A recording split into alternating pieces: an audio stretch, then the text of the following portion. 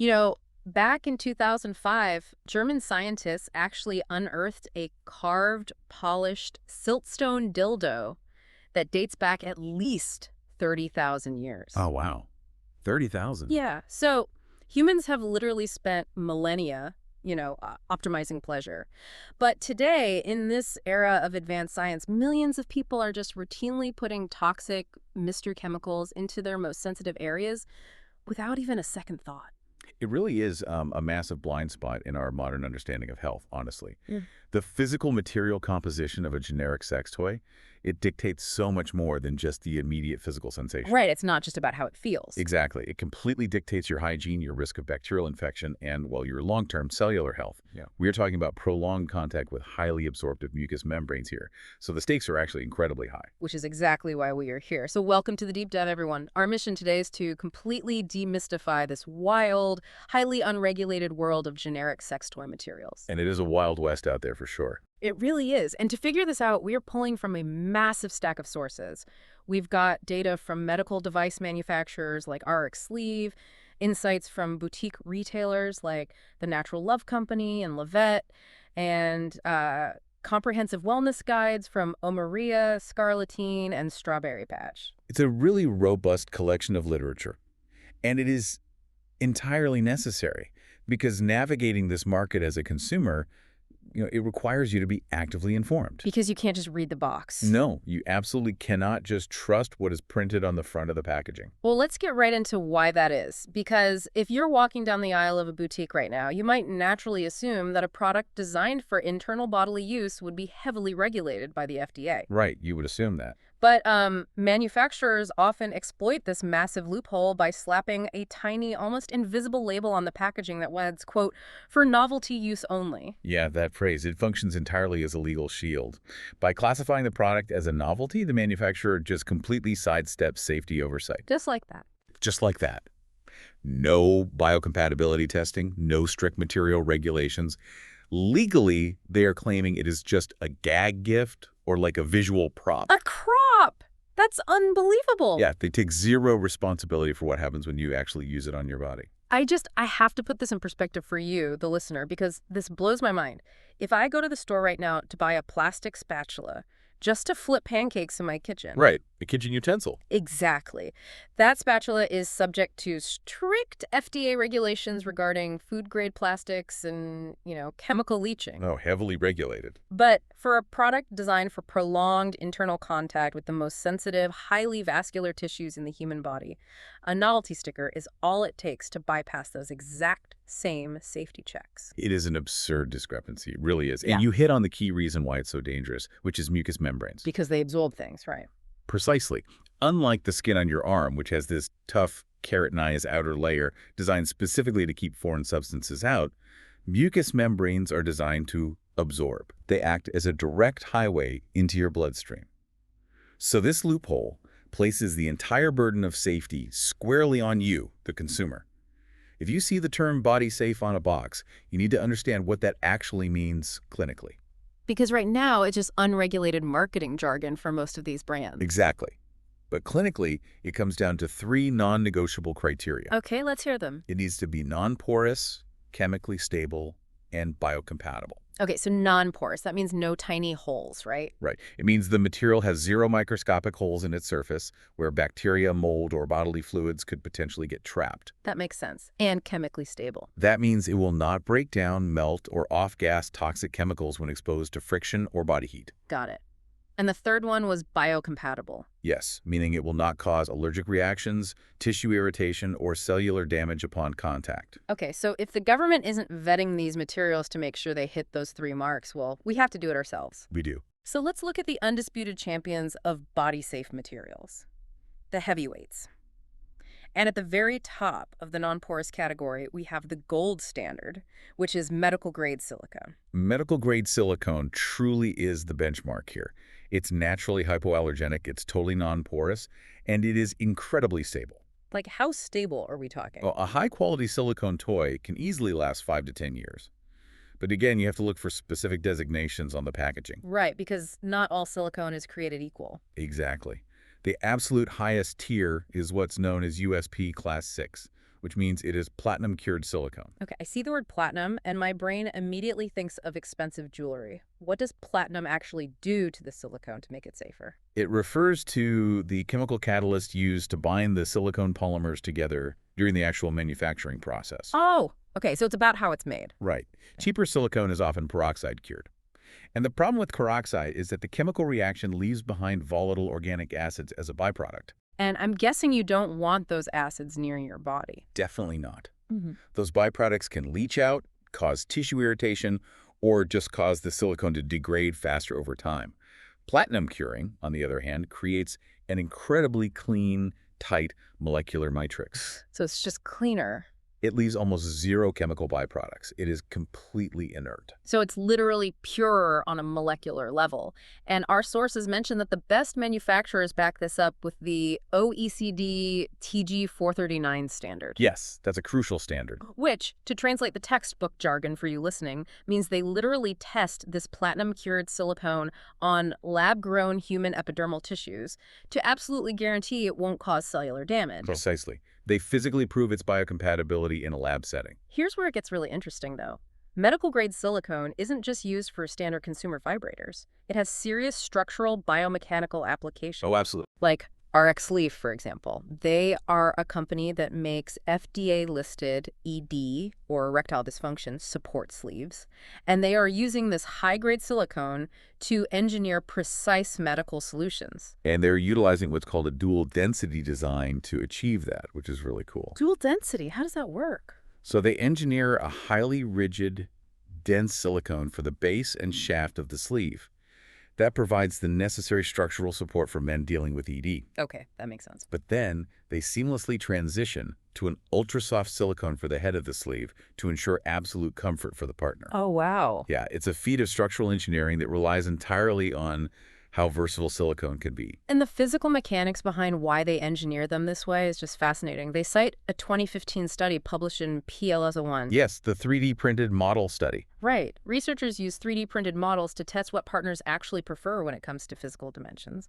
And the data showed that partners value an increase in girth significantly more than an increase in length. Much more. In fact, adding just 33% more girth yielded a much higher success rate for physical satisfaction. Which perfectly illustrates why the physical material matters so much in these products. You need a material rigid enough to hold its structural shape, to provide that exact 33% girth increase while remaining perfectly safe and comfortable for internal use. And silicone achieves that balance perfectly. It does. But silicone does have one mechanical limitation, right? It absorbs shock. So if you want a toy with deep rumbling motor vibrations, a solid silicone toy would just sort of muffle the power. You're exactly right. The vibration wouldn't travel well. You would need a rigid skeleton underneath to transmit that kinetic energy. And that brings us to ABS plastic. Right. Acrylonitrile butadiene styrene. It's a very hard, durable, body-safe plastic. And retailers like Levitt frequently use this, right? Yes, they use a solid ABS core to house the motor, which provides the rigid structure needed to push those strong vibrations outward. Then they wrap that ABS core in a seamless layer of premium silicone. Ah, so you get the power of the plastic with the soft, body-safe contact point of the silicone. Exactly. It's the best of both worlds. That makes perfect sense. Now, silicone and hard plastic are pretty standard, but there are a couple of materials in the non-porous category that honestly surprised me. Oh, I bet I know which ones. Wood and glass.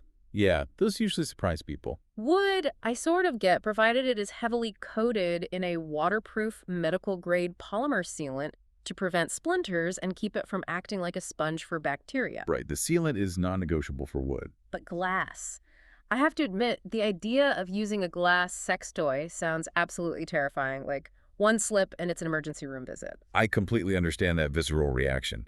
But this raises an important distinction about the physics of the glass being used. We aren't talking about a fragile, thin-stemmed wine glass here. Okay, good, because that sounds like a nightmare. These toys are made from dense borosilicate glass. Wait, like Pyrex? The stuff I use to bake casseroles at 400 degrees? Exactly like Pyrex.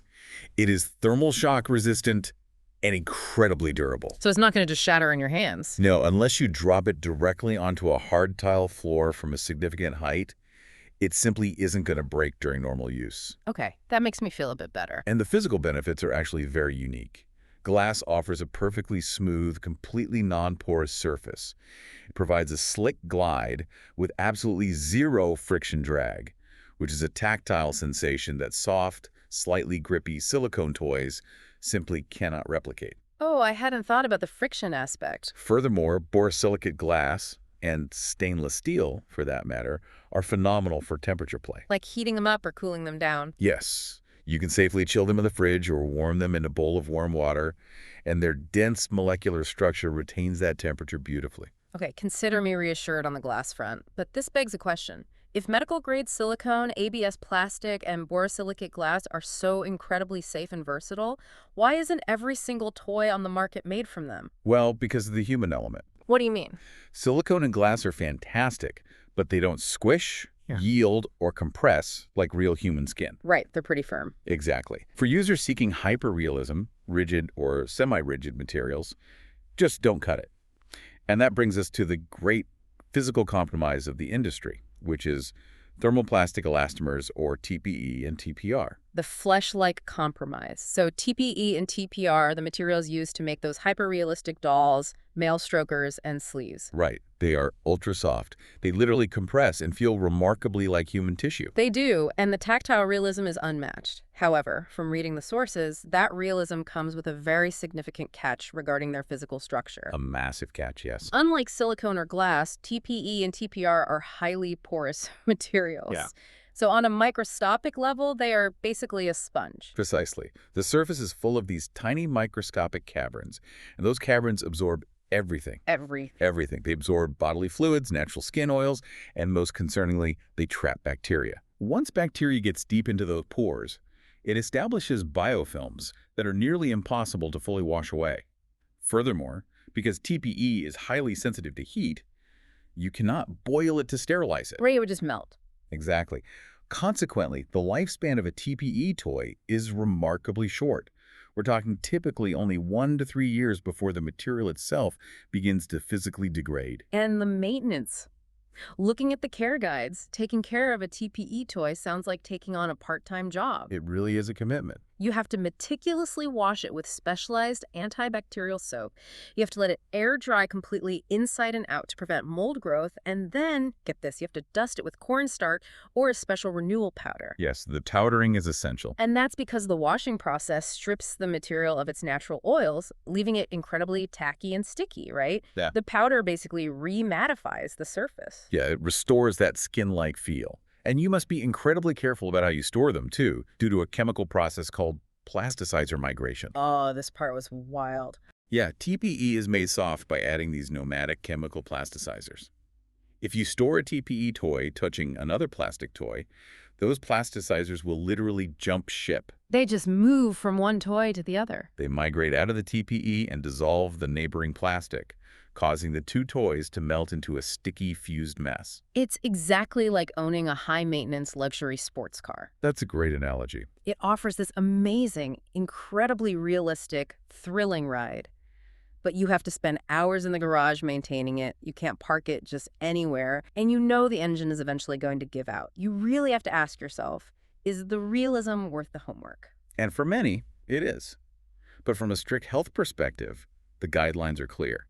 Because of the bacterial risks associated with porosity, TPE and TPR are generally only acceptable for external, single-user toys like male masturbators, or when used strictly with a physical barrier, like a condom. They shouldn't be shared. They should never be shared between partners without a condom. So TPE is a calculated risk for the sake of realism. But there is another category of materials out there that offers no redeeming qualities whatsoever. Oh, we go. This category doesn't belong in your nightstand, it belongs straight in the garbage. Let's talk about the toxic trash, which is jelly rubber and PVC. This is where that novelty use only loophole causes active harm to consumers. Real harm. We are talking about materials like jelly rubber and flexible PVC. These toys are often brightly colored, translucent, and incredibly cheap. Yeah, you see them everywhere. But PVC is naturally a hard, rigid plastic. Think of the PVC pipes under your kitchen sink.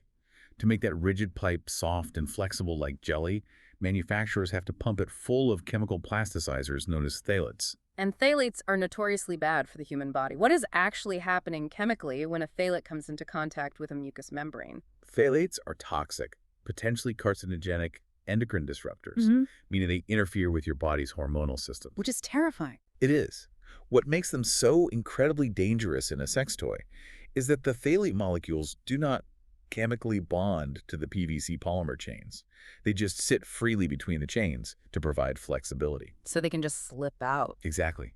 Because they aren't bonded, they are highly volatile. They slowly leach out of the plastic and absorb directly into the body's highly vascular mucous membranes.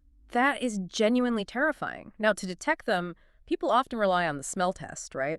You know that incredibly strong chemical new car smell you get when you open a cheap jelly toy? Yes, that unmistakable odor. That smell is literally the toxic phthalates off-gassing into the air. If a toy smells like a chemical factory, you toss it. But I want to push back on this a little because Bellesa Boutique noted something interesting in their guide. Ooh, about the silicone. Yeah, they point out that the smell test isn't 100% foolproof because pure silicone is highly permeable to gas. It has a very astute observation, yes. Yes. Silicone itself is odorless, but its molecular structure allows gases to easily pass into it. So it picks up smells. Exactly. During manufacturing, packing, and weeks of global shipping in hot containers, a pure, expensive medical-grade silicone toy can actually absorb the smells of the cardboard, the plastic wrap, or the shipping container it traveled in.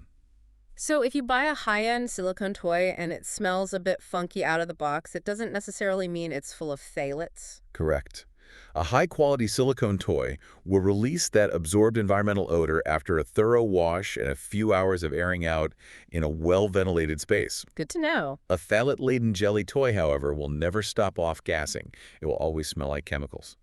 But this is exactly why you cannot rely on your nose alone. You have to read the labels. You have to purchase from reputable brands that explicitly state their products are 100% medical-grade silicone and phthalate-free. You have to watch out for silicone blends, too. Blends? Yes, which are cheap counterfeits, where manufacturers mix a tiny bit of silicone with toxic fillers just to cut costs. All right, so read the labels, trust good brands, and if it says jelly rubber, run the other way. Let's say you've done everything right. You avoided the jelly rubber, you spent the money, and you bought a beautiful 100% medical-grade, platinum-cured silicone toy. Congratulations. A great investment. Now, let's talk about how you can accidentally destroy it in 5 seconds flat with the wrong lubricant. Yes. The interaction between the physical material of your toy and the chemical composition of your chosen lubricant is just as critical as the toy itself. Wait, if I remember my high school chemistry, the golden rule is like dissolves. So if you put a liquid silicone polymer, which is what silicone lube is, onto a solid silicone polymer, they're going to try to merge. Yeah. You nailed it. Because they share the exact same chemical structure, the liquid silicone lubricant acts as a solvent against the solid silicone toy. Oh, no. It will rapidly react with the surface of the toy, causing it to irreversibly melt, become dummy, and physically break down. Oh, wow. So you take this pristine, non-porous, perfectly safe surface, and by melting it, you're creating microscopic pits. You're basically turning a safe, non-porous toy into a porous, unsafe sponge for bacteria. Exactly. You ruin the structural integrity of the toy and compromise its hygienic safety in one move. It reminds me of kitchenware again. You wouldn't take a sharp metal fork and start scraping it across a non-stick Teflon pan. Right, you'd ruin the pan. And you don't dump harsh dish soap into a perfectly seasoned cast iron skillet. Different physical tools require different chemistry to maintain them. So silicone lube on silicone toys is a huge no. What about oil-based lubes like coconut oil or massage lotions? Oil-based lubricants are also highly problematic depending on the material. First, oil rapidly breaks down the chemical bonds in latex, so it should never be used with latex condoms. That's a major safety issue. Huge. Secondly, oil will completely degrade those porous TPE and TPR toys we discussed. It absorbs into the pores, causing the elastomer to swell, break down, and become permanently sticky. So oil is just generally bad news for soft toys. Right. Oil is really only safe to use with dense, rigid materials like glass, metal, or solid ABS plastic. So what's the safe bet for everything else? Water-based lubricant. It is the universal safe bet. Just plain old water-based. Water-based lube works beautifully with medical-grade silicone. It is perfectly safe for TPE and TPR. It doesn't degrade latex condoms, and it washes away cleanly without leaving any residue. Simple enough. Water-based is the MVP. Now, before we wrap up, let's talk safety protocols regarding hygiene and sharing toys, because this all circles back to porosity. It does, yes. Non-porous toys, Yeah. so your platinum-cured silicone, borosilicate glass, and stainless steel, can be safely shared between partners if they're properly sanitized first. Because there's nowhere for the bacteria to hide. Exactly. Because there are no microscopic holes, you can submerge them in boiling water for 5 minutes or wipe them down with a diluted bleach solution, and they are completely medically sterile. But porous toys, like the TPE strokers, should never be shared without a barrier because you can't boil them right. Right. So sharing a porous toy without a condom is basically a direct route to transmitting bacterial or sexually transmitted infections. Precisely. And there is one more absolute, non-negotiable physical safety rule that Scarlettine brought up in the materials. Oh, this is crucial. If you are using any toy for anal play, whether it's a plug, beads, or a prostate massager, it must have a significantly flared base. Right, because the anatomy is completely different. The gastrointestinal tract doesn't operate like the vaginal canal. Exactly. The GI tract operates on peristalsis. Those are involuntary muscle contractions designed to pull things inward. It creates a natural vacuum effect. So if there's no base, If a toy does not have a wide flared base or a secure physical handle to act as a stopper, it can easily get pulled inside by those muscles and become lost in the GI tract. that sounds like a nightmare. It requires an immediate and often very embarrassing trip to the emergency room for surgical intervention. Yeah, let's avoid the ER at all costs. Flared bases only, folks. Okay, let's bring this all together. Investing in body-safe, non-porous materials like medical-grade silicone or borosilicate glass isn't just about avoiding a bacterial infection. It's really about peace of mind. It is. When you aren't worrying about toxic phthalates off-gassing into your bloodstream or the toy melting into a puddle because of a chemical reaction or bacteria hiding in microscopic pores, you can actually relax.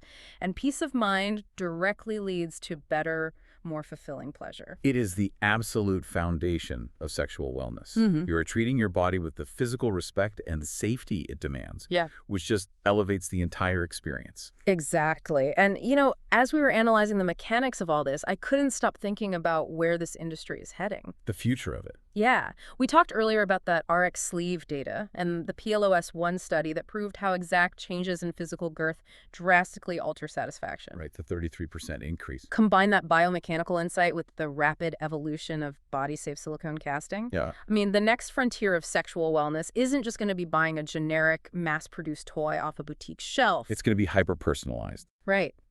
Imagine a future, maybe just a few years from now, where you use a secure, at-home 3D scanning app on your phone.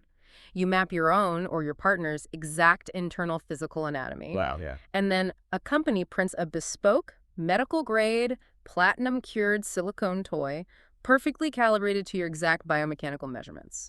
Perfect girth, perfect curve, perfect structural fit.